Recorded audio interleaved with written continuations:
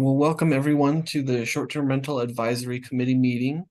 Can everybody see the screen there, the PowerPoint? Okay, great. So welcome to the November 14th Short-Term Rental Advisory Committee meeting, the last one for the year. My name is Alex Vidal. I'm a policy analyst for the Excise and Licenses Department. I'm joined by Erica Rogers, who's our Director of Policy, as well as the other members. Hey, there's Erica. The other members of the Short-Term Rental Advisory Committee, and we'll go ahead and jump into the slides. So right off the bat, wanted to let the folks in the audience know that we do have time for public comment at the end of the meeting. If you're in the Zoom chat there, you can raise your hand and we'll call on you. Every person gets 2 minutes to speak. If you're unable to raise your hand in the chat function, you can also email me and we can work out a way to get your comments. Otherwise, you can just provide written comments. Always start off with our data. And the first slide here is our licensure rate. So you'll notice that it went down a little bit here during the kind of in the spring and early summer. And what was happening is our software that we use was double counting some postings and also counting hotel postings that obviously they don't need a short-term rental license to do that. And so that's why the difference between the number of listings and the number of licenses kind of grew a little bit. But once we removed those double bookings and the hotel posts, then that significantly increased our licensure rate. And it's, again, maintained well above 80% there. So very proud of that. We continue to work our system that we have and find those unlicensed listings and get them removed. And so, yeah, our licensure rate's doing well. And as always, the committee members, feel free to jump in and ask any questions you might have. On this next slide is application processing times. The number here on the green line is the average number of days to process an application. You see right now we're down to 23. Again, it kind of grew in the summer, but right now we've got it well below 30 days. And then just to give you a number of the number of applications we received and the number of applications that we complete that same month. We wanted to take the opportunity to share with the group that we have a new webpage where applicants can check the status of their application. So there's no longer need to reach out and get a reply from a staff member. The time that we spend a lot of time responding to folks that are obviously interested in the status of their application, but that takes away from the time we have to process those applications. And so this will be kind of a self-serve where folks can log onto the page and check out the status of their application. There's also a dashboard there where you can search different applications. So you can search applications for other types of licenses in your neighborhood. If you're a registered neighborhood organization or you're doing some research or something like that, you want to get some more information about what's happening with applications, you can search our applications by record number, address, license type, other things, and that's for both business and occupational licenses. Cool new feature there. This next slide is about applications that we've completed. So it's about the time it takes to complete each type of application.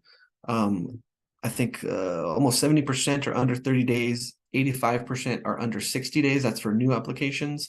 And then similar numbers for renewal applications. And then this is the final disposition. So what happens after the application is processed? You can see 92% are approved. That's both renewals and new licenses. Only 1% are denied. So it's about 30 applications.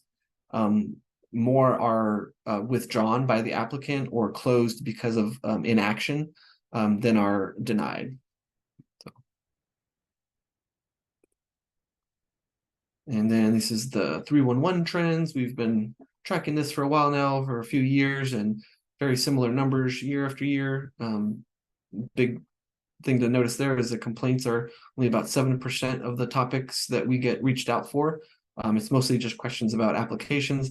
And we did do a review of what types of questions those are, and they mostly are, I don't know where to find this web page. I'm not quite sure how to do this, not quite sure how to do that. So it's nothing that we could, no information that we could provide that would sort of streamline those. It's just folks that are struggling to find some information or to complete a process. Yeah. Then here again, it's a very similar numbers. You can see very clearly that it's mostly related to the applications, and our citations are way down and property complaints are pretty low as well.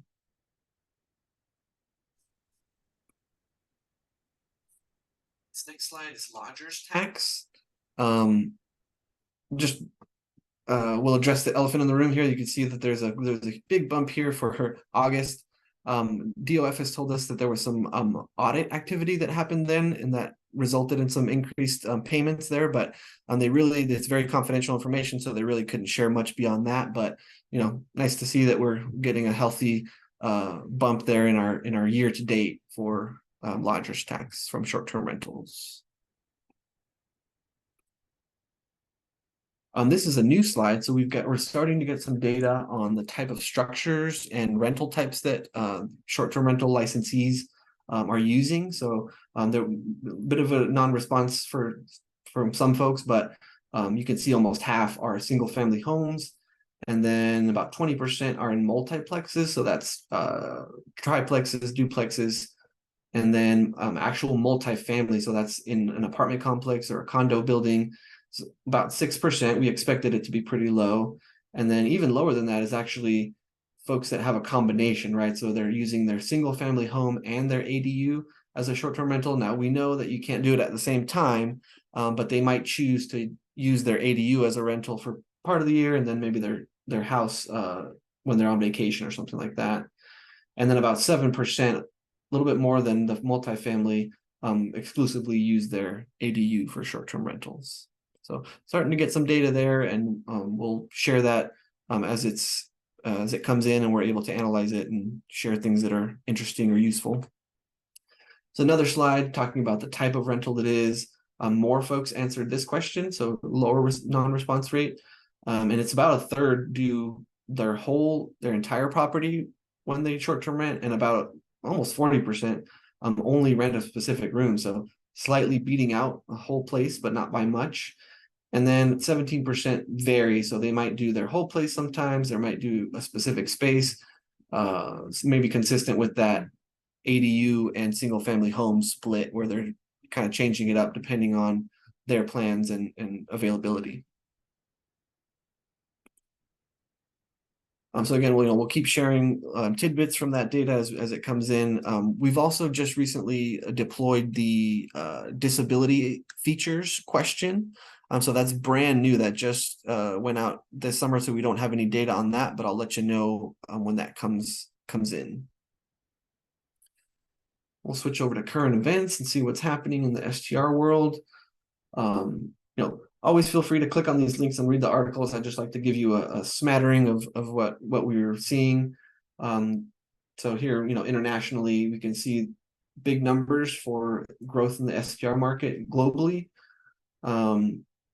Nationally, we're starting to see more crackdown on fake listings in particular. So those are listings that actually don't exist, and these are scammers that are trying to get folks money, or that are have some other issue with the posting. Airbnb is looking at expanding into the long-term rental market. The US markets, the revenues dipped a bit. And then locally, some things happening here. The legislature is considering a bill on the property taxes for short-term rentals. So I'm sure you've heard of that. That's been big news. And then the Boulder's considering some changes to STRs. And this article is just about what rentals look like in Southwest Colorado, in case you're interested in looking at what's happening around the state. And then I also wanted to give Dana Lubner an opportunity to talk about the Good Neighbor Summit that Mile High hosts does, or is it Rent Responsibly? I'm sorry if I confused. No worries. But I'll let you jump in and give a plug for that, because I believe that's happening this Saturday. Yes. Yeah, thank you, Alex. So it's our 5th annual Good Neighbor Summit, hosted by Denver's short-term rental community called the Mile High Hosts. It's amazing to think we've been doing this for 5 years, and almost 5 years in a row. where we bring together short-term rental stakeholders from across the state. We'll have an update about the STR lodging property tax bill from Airbnb and Vrbo. We'll be hearing from a handful of service providers on how they can help hosts be responsible hosts and deliver an excellent experience for guests that come to our city. And I just double checked, we have 6 tickets left for the event, but it's an all-day event from 11 to 4 p.m. at Rag and Bale. It's a ticketed event, so if anybody does want to come, there are just 6 tickets left. Maybe we can drop the link in the chat or something. But it's just a great opportunity to network with others and just talk about how to be the best host that you can be. Thank you, thank you, Dana. I appreciate that. We at the city, we appreciate the event too, the focus on, being good neighbors and making sure things are working for the community as well, and informing our hosts about best practices. So no, thank you so much for putting on the event and making that plug. I'm not sure if we can drop it in the chat, or maybe we can send an email after the meeting, but yeah, definitely reach out to Dana if you're interested in those tickets. Thanks, Alex. City and County of Denver, Introduction to Denver Business Taxes for the Hospitality Industry. Oh, I didn't realize tax rates used this during had this audio. presentation were valid and correct at the time of recording. Rates may have One changed. second, I'm sorry, this is on like autoplay somehow. What is lodger's tax? Don't know where that audio came from, but it's embedded in the presentation. So a spoiler alert, we've got a presentation here about lodger's tax. It's going to be our Department of Finance folks. So I believe Diana and Marie were going to join. And are you guys able to speak? And I see that Councilman Flynn has got his hand up, so maybe we'll jump to his question first. Thank you. Probably an appropriate place. I just had a couple questions about the presentation, the Sure. data presentation. On slide 7, and it was so many slides ago, I forget what my question was. One more. One more? I think. Yeah. No, I guess it wasn't that. No, go ahead back to that. Which topic is it? I mean, I can find it for you. Yeah, go back one. They had the two there. They had the 2 pie charts. Sure. Oh, the 2 pie charts. Yes, there. Okay, I think this was it. Okay, this was it. Renewal applications. Yes. Over 1/4 of them are taking up to a year. And I was trying to understand why would that. I see the colors are a little bit muddled here. So this is actually the 31 to 60 days. Got it. Thank you. This is the 2% is that so I don't know if that clears it up for you, or if you still had Perfectly. I just looked at the green. I saw the green at the bottom and thought that needs explanation. Thank you. That's all. No problem at all. It just runs out of colors to use. So we'll see if we can maybe change the colors up on this graph, but yeah, that's the explanation there. Thank you. Yeah, no problem. And let me Marie or Diana, are you able to speak? City and County of Denver, Introduction to Denver. Stop talking. During this presentation were valid. Yeah. Hi, this is Marie. Oh, hi, Marie. Yeah, and I guess we have a question. The presentation that just popped up is on lodger's tax in general. Would you like us to just concentrate on short-term rentals, or the lodger tax in general, which includes the hotels and stays over, or businesses over that offer more than 50 guests? Or should we just do the short-term rental? I'll let Erica answer that one. Hi, Marie. I think Hi. this group has asked for kind of a lodger's tax kind of deep dive. So I think to the extent you can keep it relevant to short-term rentals, I think that's kind of our main goal. But sometimes it's helpful to know how the hotels and the rest of the lodger's tax works as well. So, maybe a little bit of both, unless the committee feels otherwise. I see Susan's hand is up, maybe. Yeah, I was going to say the same thing you did, Erica. I think we've always looked at it holistically and then looked at short-term rentals as a portion of the total. But I think the group is interested in the overall picture.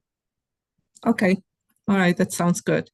Marie, I'm going to start at the beginning of presentation and do my best to stop the audio before it gets going. So if you want me to, I can share my screen and share my presentation. Alex, you can also just mute your maybe Okay. microphone while the slides go, and then it won't pick up your sound. Okay, let's try that.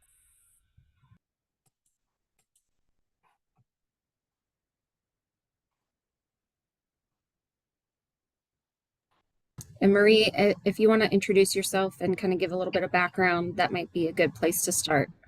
Okay, my name's Marie Koza. I'm a lead tax auditor for the Treasury Department, County of Denver.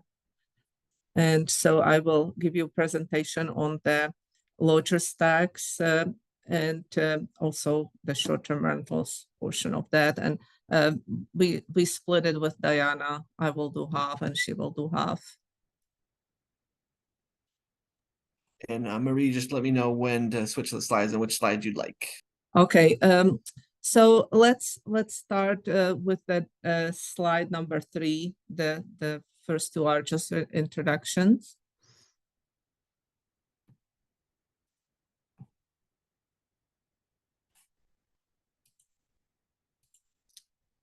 Oh, okay, sorry.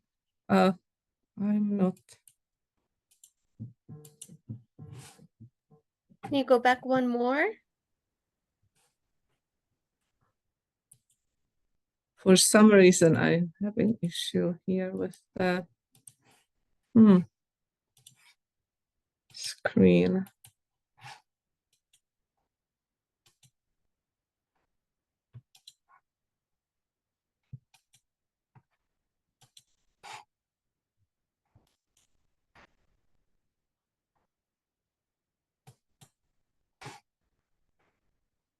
So sorry, guys. I'm trying to.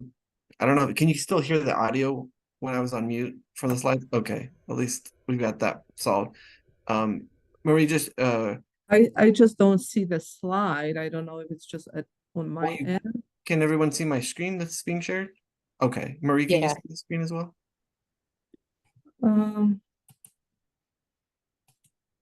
You know, I don't see it for some reason. Marie, are you able to share your screen? View options. Let's try that. Okay. Let's see. I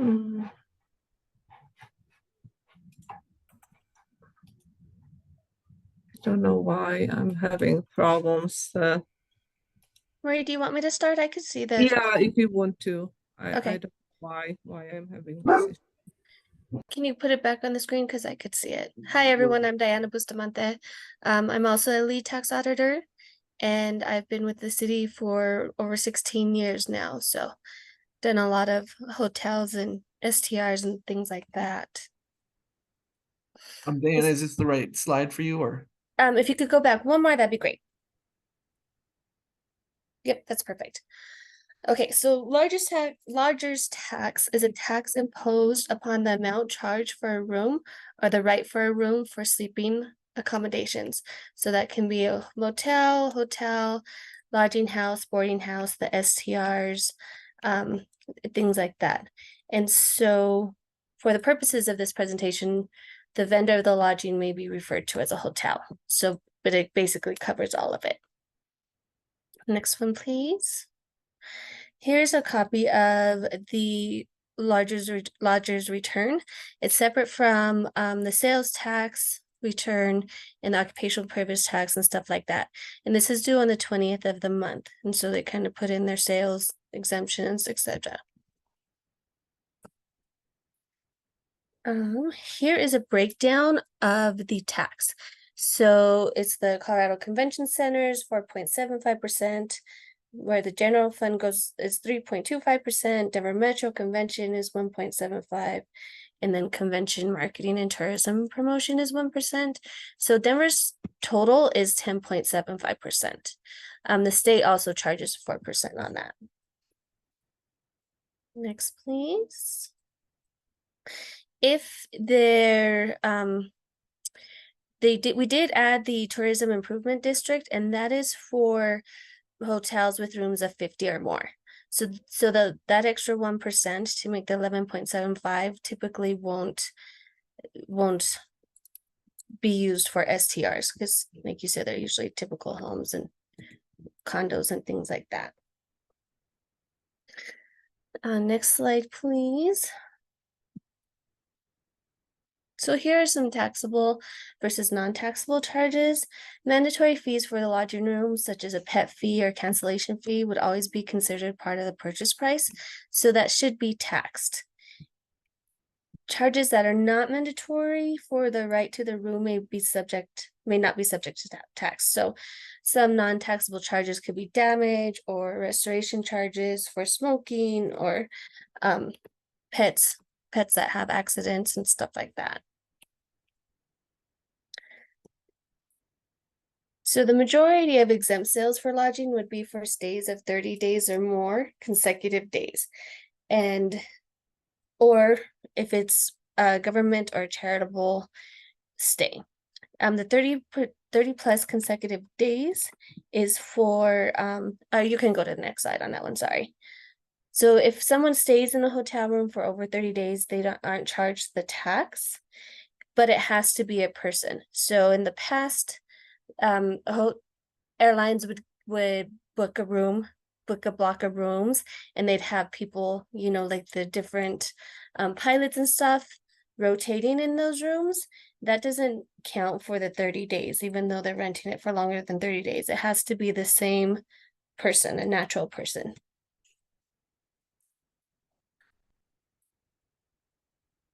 Okay, government exemptions, they're only purchased in a governmental capacity. So that includes departments, institutions, and political subdivisions of the United States. Now, the guest should provide the hotel with a copy of their registration or governmental exemption license issued by the federal or state government. With that.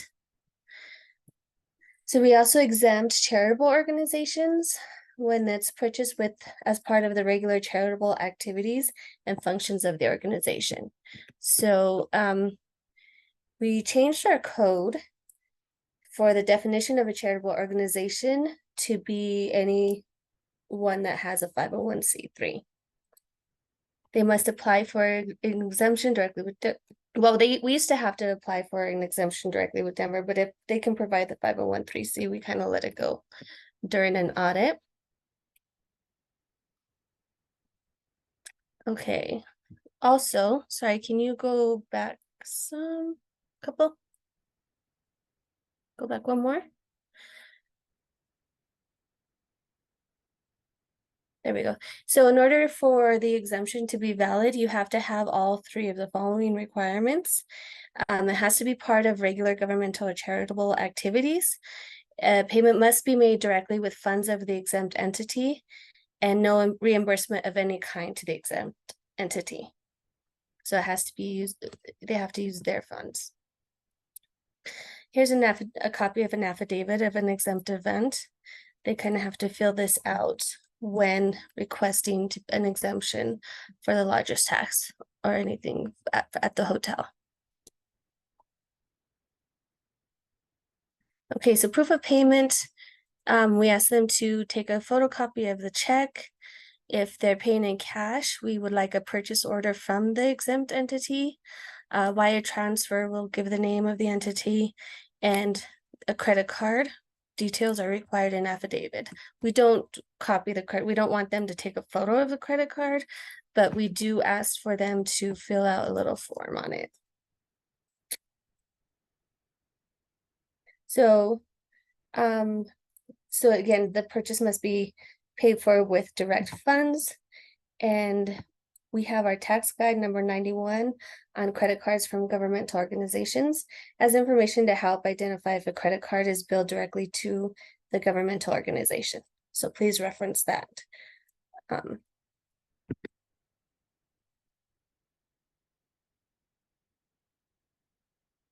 Yeah, they usually start with a certain number.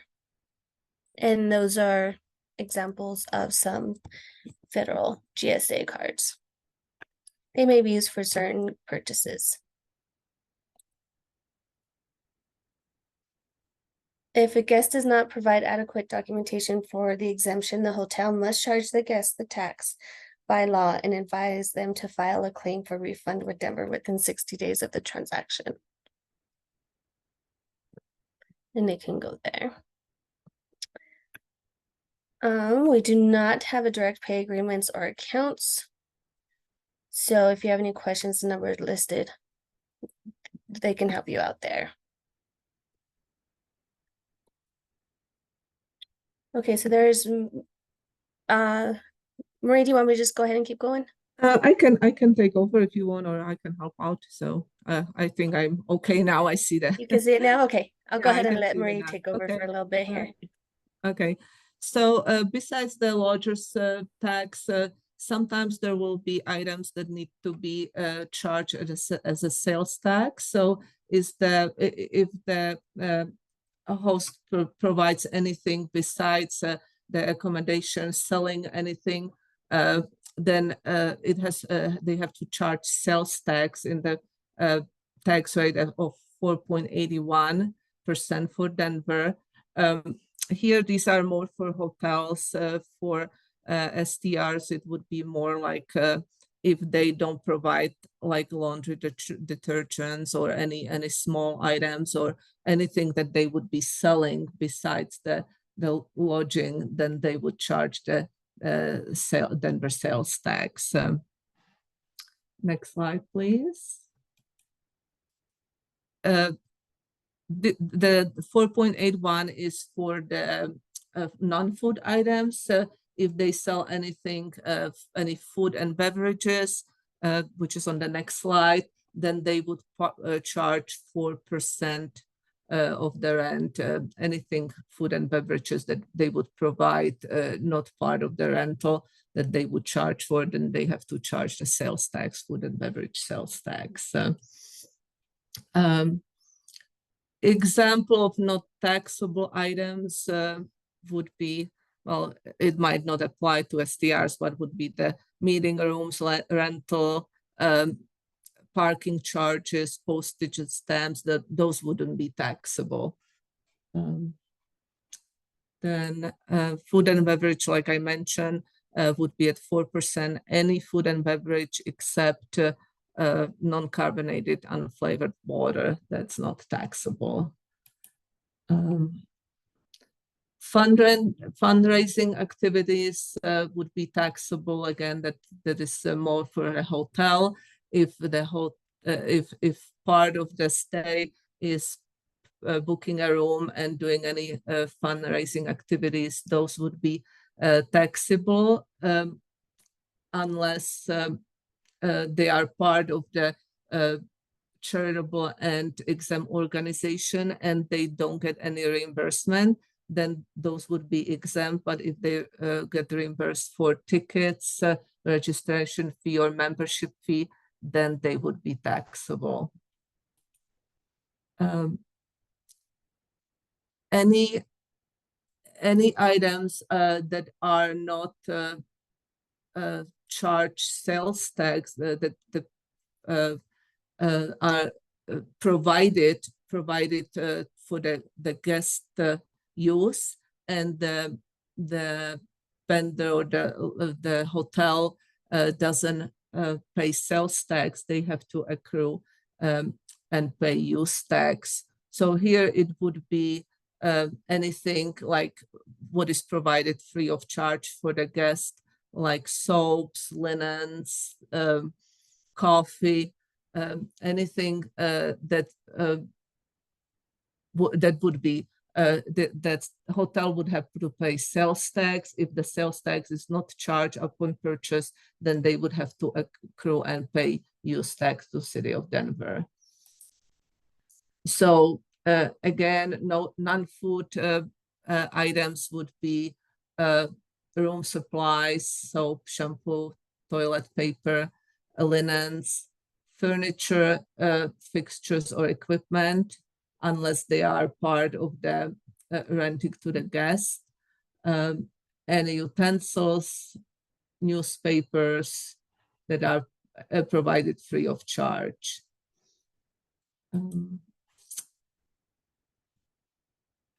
Items that are provided for the direct resale are exempt.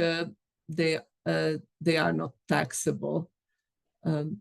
Food and beverage that is sold through hotels, restaurants, and bars that accompany the food and beverages, like containers, napkins, disposable utensils, those would be exempt. Those would be not taxable.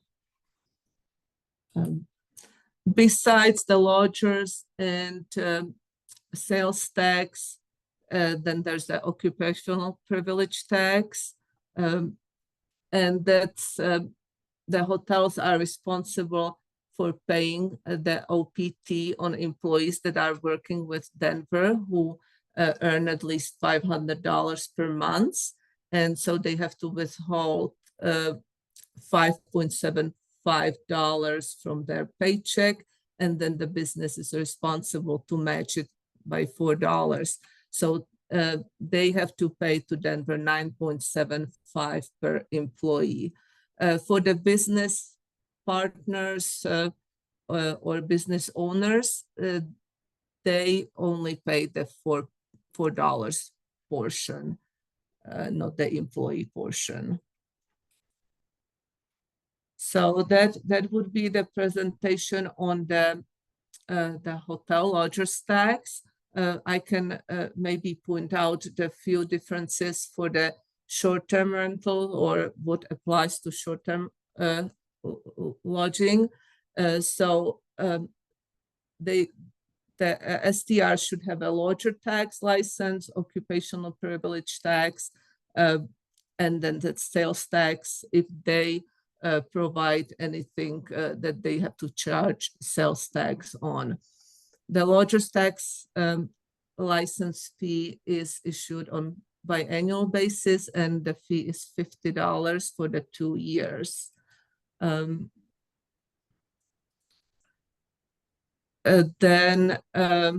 Let's see, so the lodger's tax is 10.75% and is payable at the time of the purchase. So if the renter books a room in November of 2023 for the stay in March 2024, but the payment is made now in November 2023, that's when this lodger's tax is charged and has to be remitted on the return for the November 2023.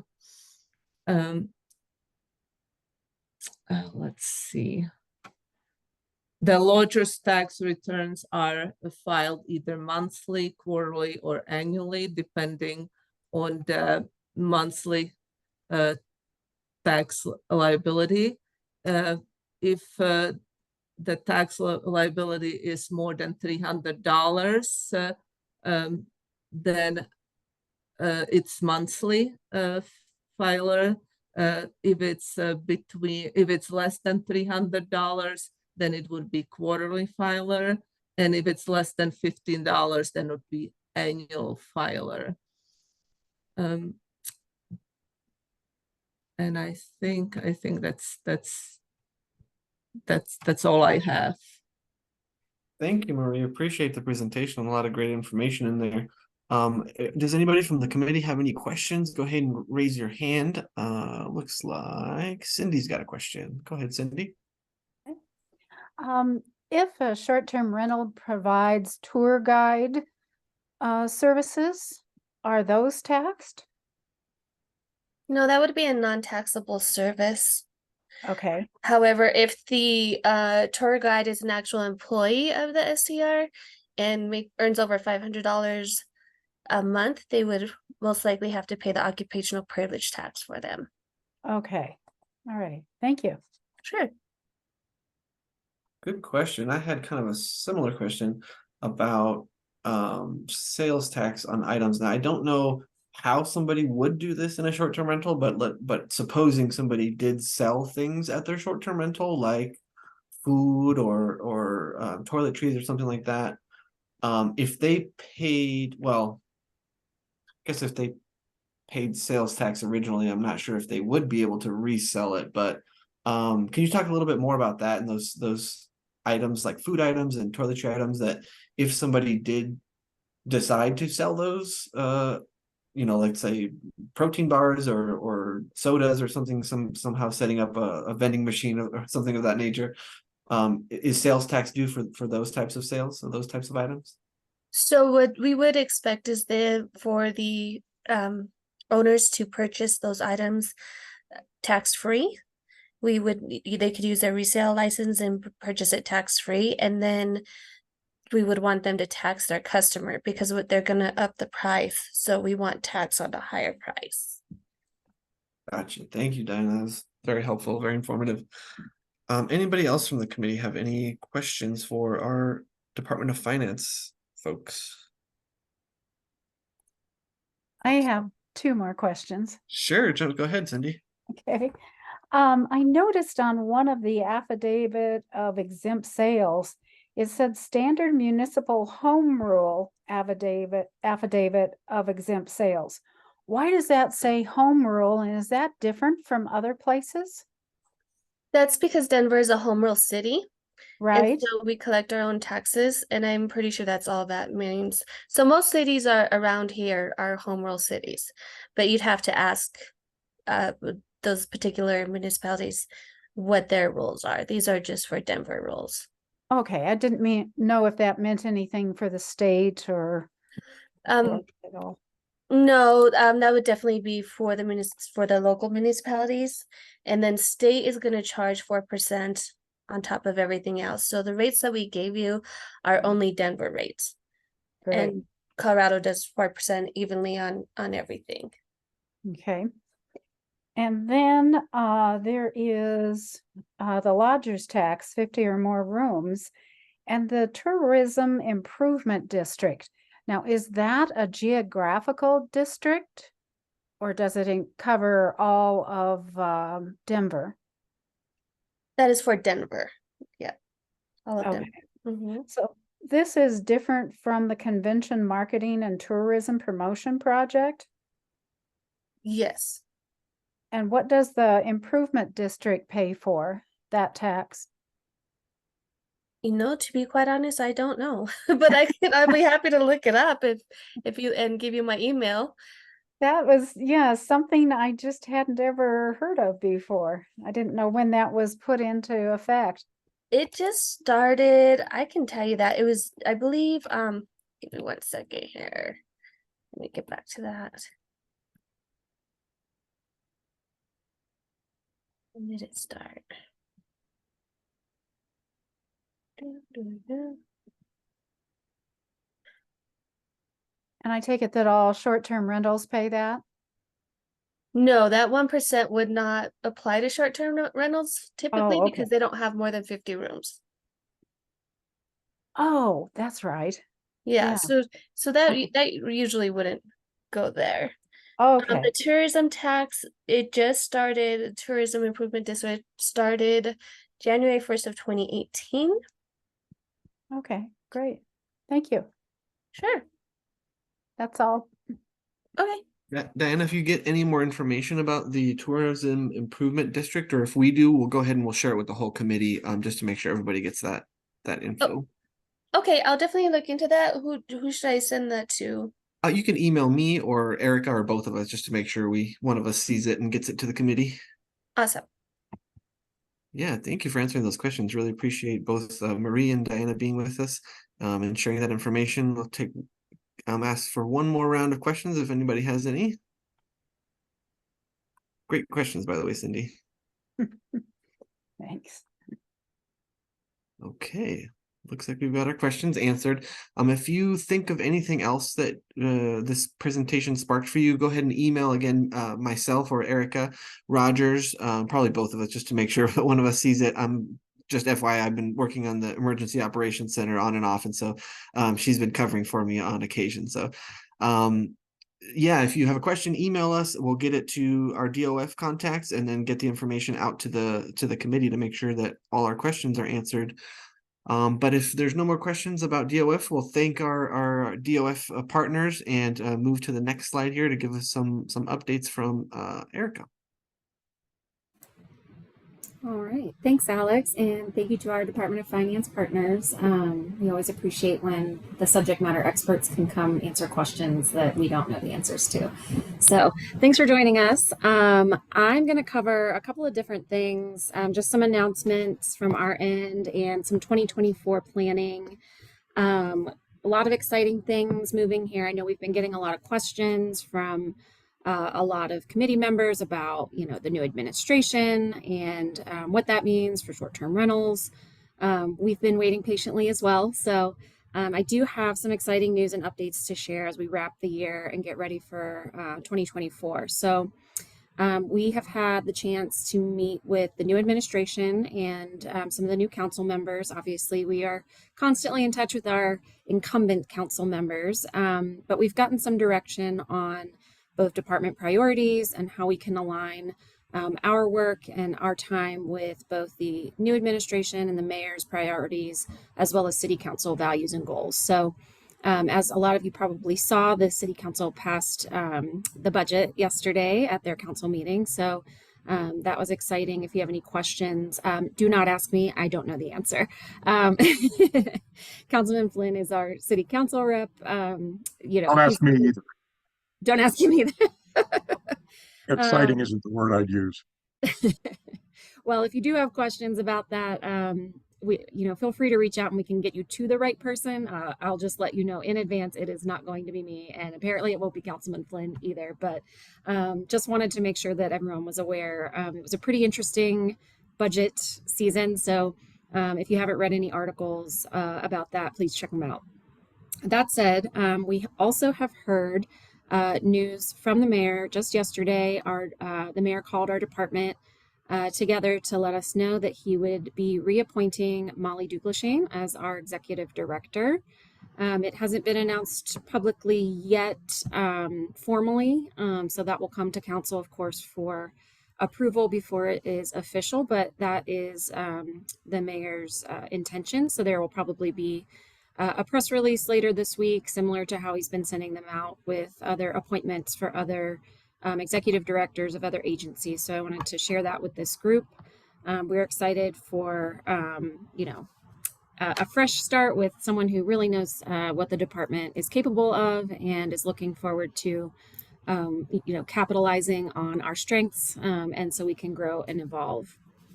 That said, we've also talked to the mayor and his policy team about our short-term rental regulatory framework, our ordinance, these STRAC meetings, and trying to see how our work again fits in with his goals and his priorities and how he wants us to be spending our time. So a couple of updates are that he is super confident and proud of the regulatory framework that we've created here in Denver for short-term rentals. The team is super impressed with our ability to have such a high licensure rate. We are constantly being asked by other jurisdictions how we do so well, how we're so successful. One thing I always tell them is about this group and the input that we've had from the beginning from all the different stakeholders. It's a pretty unique model that we have here in Denver in a lot of ways, and that's just one of them. So kudos to all of you for being a part of it at any time that you have been and continue to be. We just met with Los Angeles last week, second largest city in the country, about tips and tricks for how they can improve. So a testament to the work that's been done here. So while we do have direction from the mayor that with that confidence in the regulatory framework we've built, legislative changes to that framework, to our licensing structure, to primary residence are not a priority. We have evidence that, we have a good thing here, so he's not interested in changing directions. That said, he is super interested in any innovations or process improvements, as are we. So we will be focusing and continuing to take feedback on how we can improve, right? You know, I think our number one question right now is, how can my application get through faster?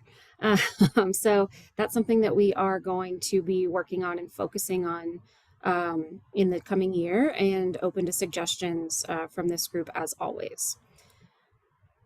With that, so turning to STRAC in 2024, we've got some exciting new directives here as well when it comes to how we do community outreach and how we engage with the community. Alex put together a pretty quick and simple survey. Thank you to everyone who took that. That gave us a lot of really good information about you know, the future of STRAC and how we can continue to be relevant and informative and a good use of your time. A lot of people responded that the content was helpful and that the length of the meeting was just right. I think that is, you know, an incredibly hard thing to achieve in government, that people like to come and they keep coming back. So we're really excited that to see that. So we are going to look at ways to make the STRAC more accessible, though. We did hear a lot of folks like the online feature, a lot of folks like being able to tune in virtually, and a lot of folks like being able to watch the videos on YouTube after the fact. So we will be continuing to do that and offer that. However, there was some interest in some hybrid meetings, and we've done that with other like license type stakeholder check-ins. One big one is marijuana. We've had a kind of an industry check-in on a quarterly basis for for almost, I think, 10 years now. So we've done those in person. We've done some hybrid. So we're going to look at across the board, not just for short-term rentals, but the ability to offer hybrid options, right? So digital accessibility and digital equity is a hot topic from out of our Office of Social Equity and Innovation. And so we're looking at ways to make the format equally accessible to those who prefer to tune in online, as well as those who prefer to have an in-person option, at least occasionally. So that's something that we'll be working on, and will probably require some tech finesse. So bear with me while I, of course, learn all these great new things about how to use our hybrid systems. Some of the other feedback we got is that across our agency, we have a couple of different stakeholder industry groups that we check in with pretty regularly. Marijuana and short-term rentals are the big ones. We check in quarterly with STRAC and with marijuana. We also have a couple of other industries that we do on an ad hoc basis, right? We do some outreach to peddlers and pedal cabs around the seasonal changes with, you know, football season or the summertime, baseball season, things like that. And so we're looking to kind of create a more streamlined approach that we can kind of plug and play across the board. So what that means is we've gotten a lot of questions about why certain license types have an advisory committee, like with STRAC, or other groups have an industry check-in, like with marijuana, or sometimes we just do an ad hoc licensee check-in, like with peddlers or pedal cabs. So what we're going to move toward is a model that is more similar across the board, where we have sort of a less formal, more accessible, open format. So I think what that means is that we would still be providing the same information, right? We would still be checking in quarterly. We would still be offering all of the data readouts. We would still be having guest speakers. We would still be taking feedback on all of the topics that you all are interested in, but there would be no formal committee structure. Instead, we would just have a committed council representative, which Councilman Flynn has graciously agreed to be for the rest of his tenure with the city, since he does have so much knowledge about short-term rentals. He would remain with us. So I'm trying to think if there's anything I missed. The goal is to make the check-ins, like I said, across the board, more uniform experience for customers, providing lots of options for ways they can weigh in without feeling like there's a formal committee. And so that would open it up to maybe folks who want to participate but can't commit to, you know, oh, I don't know if I'll be able to make that meeting in 3 months, so I don't want to apply to be on the committee, versus folks who might just want to come and listen and feel like they can speak. So that said, obviously all of our committee members are super valuable, and all of your thoughts and input and contributions have been and will continue to be appreciated. And we, look forward to working with all of you and more as we move into this new type of structure in 2024. So I just talked about a lot. I'm going to open it up to committee members for questions, comments, any thoughts. I know we'll probably do at our first meeting next year kind of a deeper, I think we've gotten some requests for tourism data that we can continue to provide. So if anyone has any other requests, that's a good time. We can talk about that too.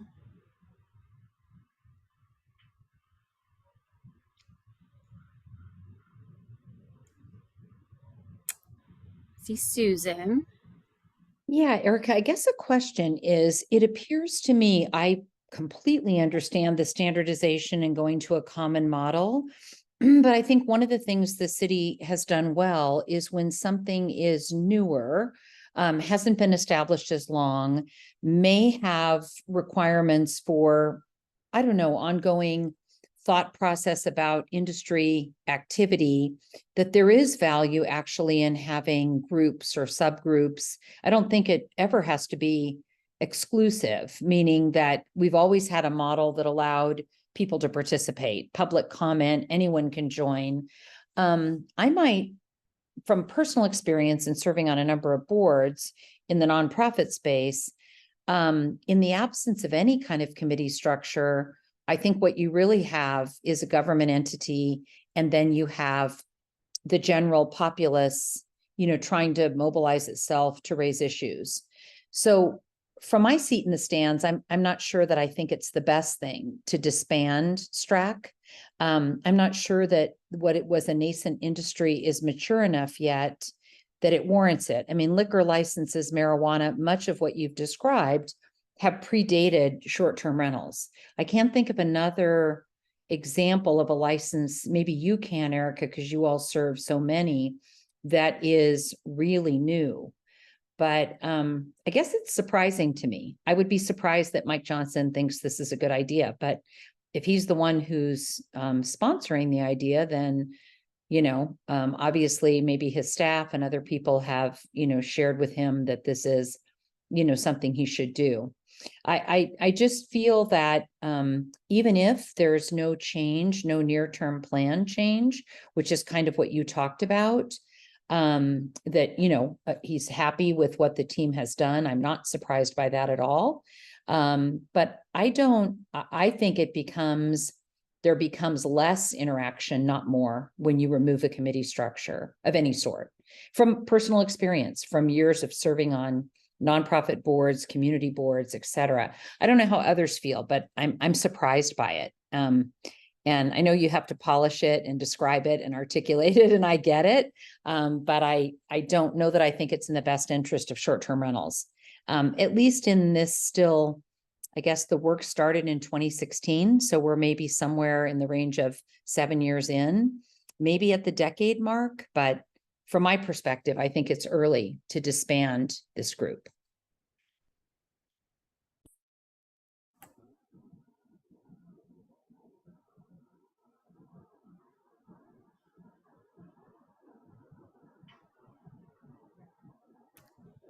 Didn't want to hop in unless someone had a response. I will say it is a model we found some success with in marijuana. As we have had a pretty interactive check-in that functions without a formal committee. And it's actually through that process that we were able to get a lot of feedback on our social equity program. And so I think maybe absent that example, I would be curious, but I do know that that's an example of success that we've had. And so again, it raises some good questions, right, from constituents who say, well, and this is just from feedback we've gotten through the survey and, just ad hoc, is that, without the committee, people feel like, there's everyone's on an equal footing to speak their mind, right? With a committee, I think there are some folks who have expressed to us that they feel like, if I'm not on the committee, maybe my thoughts aren't as serious, or my ideas aren't as important, or I'm kind of afraid to speak because I don't have an official committee seat. And that's one of the bigger reasons that we're moving in this direction. It's not, I don't think it has to do with trying to reduce the amount of participation. I know that this group is very dedicated. That's another reason I feel pretty comfortable, because I know that there are people who care whether there's a committee or not, and they're going to show up and they have interesting things to share and talk about and ideas of how to improve. And I don't think that that's going to go away. So for what that's worth, that's not to negate your thoughts, Susan, of course, but.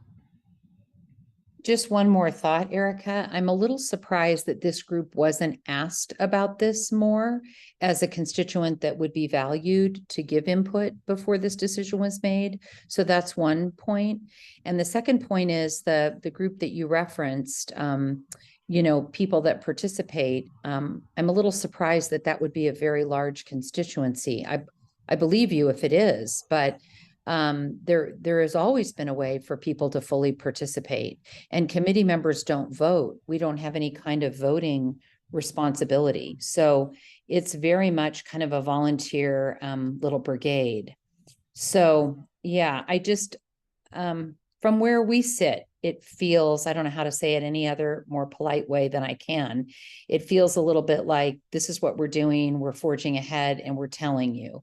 And I would think after 6 or 7 years that there's a lot of people who have a lot of experience, vested interest, that it would have been valuable to kind of get some feedback from this group, even if the decision was the same. So I think that's the surprising part to me. I mean, the survey was just, would you like to meet in person, hybrid, or, exclusively Zoom? And many of us for several months had been saying there's many other city meetings that involve face-to-face meetings that aren't 100% on Zoom. And it took a really long time to kind of get that even listened to. So I think it's valuable that you're thinking of doing that and finding a way to do it. I think there's evidence across the city that you do it, city council and other groups, but maybe I'm an outlier. I don't know if others feel the same way. I care about this segment of the city and many other segments, so I'll remain involved and active. But I think we lose more than we gain, absent of what you described, which is this model of consistency. And maybe that really is the underlying driver. But there are examples all across the city of little specialized groups when you're trying to form and norm. And I'm not sure we're beyond forming and norming. So I've said my piece. Those are my thoughts. Thanks for sharing. I think I see Cindy's hand too. Me again. I've been with this since the very beginning that we started talking about it in city council and watched it through the legislative process.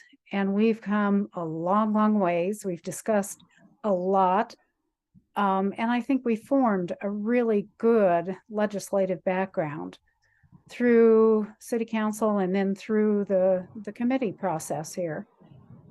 And I think my voice will always be heard if I have something to say or questions to ask. I don't see the model of a task force versus being part of a public discussion being different for me. And I think we've come through all the major decisions that we need to make for now.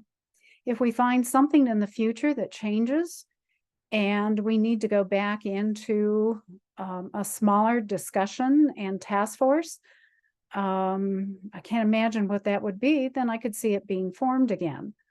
But as of now, I don't see our role being any different from the city's role. I mean, from the public's role. And I could see this coming. So those are just my thoughts.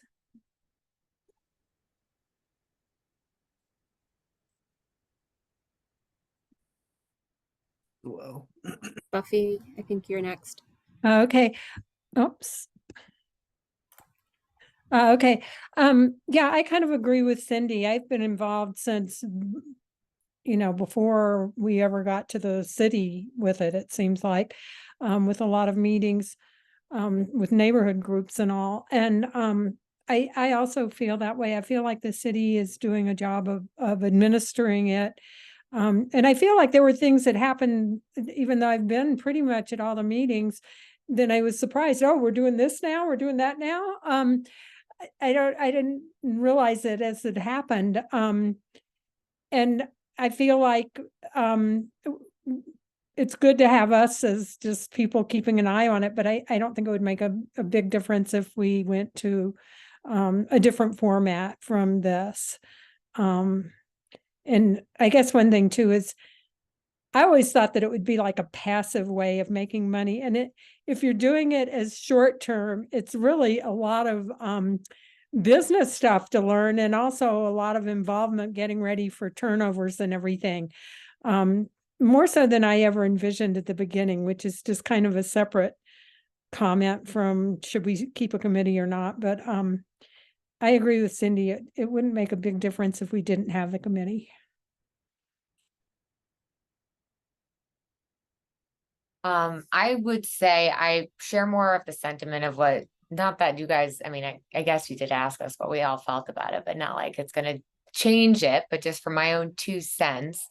I feel like there's been a massive amount of value in having STRAC as the platform that it exists today to gather members. We can see we've got 17 people in the audience right now, and thank you to everyone that's tuning in from the public, and having an opportunity for them to feel like there's that platform for them to be heard. I'll be curious to see how it unrolls with the way that you described it. And I can see why there was a thought to kind of convert our group into this new kind of more all-encompassing setting. But I do know, serving in the role that I serve as chair of the Mile High hosts and my role at Rent Responsibly, this has been short-term rentals compared to other, I'd say maybe other kind of like economy sharing things has been like a really big topic, and people have felt at times quite concerned about what they can and can't do. And I know that there's been so many process improvements based off of the discussions that happen here in these meetings. And I don't think if we had these quarterly meetings that moved from, I think, every other month to quarterly, I don't know that we would see some of those improvements. And I feel like, as a department, Excise is definitely there to listen to what people say when they reach out and come in. But I feel like we're kind of able to push the ball forward by having this collaborative approach of everybody's input. So I'll be bummed to have it be dismantled in this format, but I'm open-minded to seeing how it unfolds next year.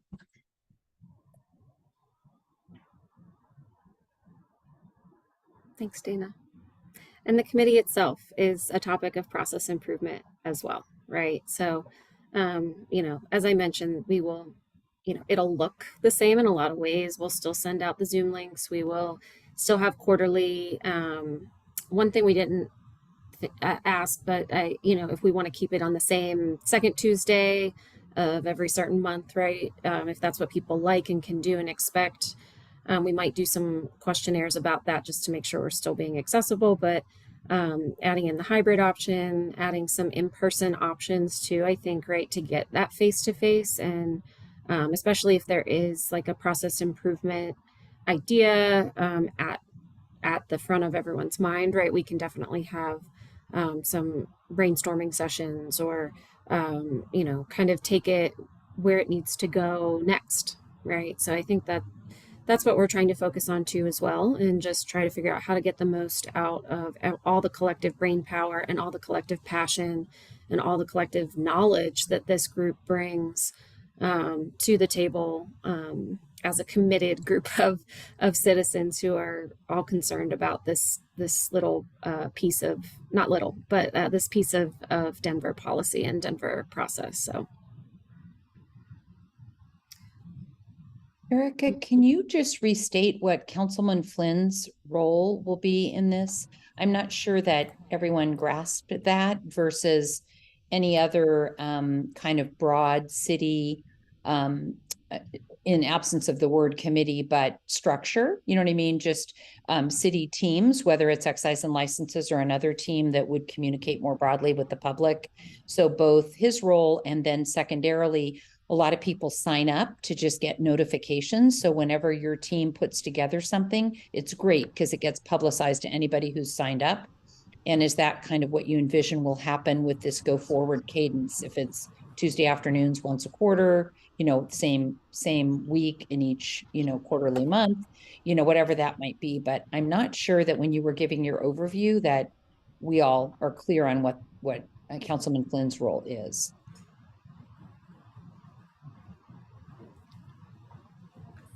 I don't know if the council wants to take it, or I don't want to step on to, no. Okay. So I think, right, we want to make sure that we have a council voice at the table. We don't have it for marijuana, right? There is no assigned point person from city council that comes to those. That's an improvement and change we're looking to make on that side.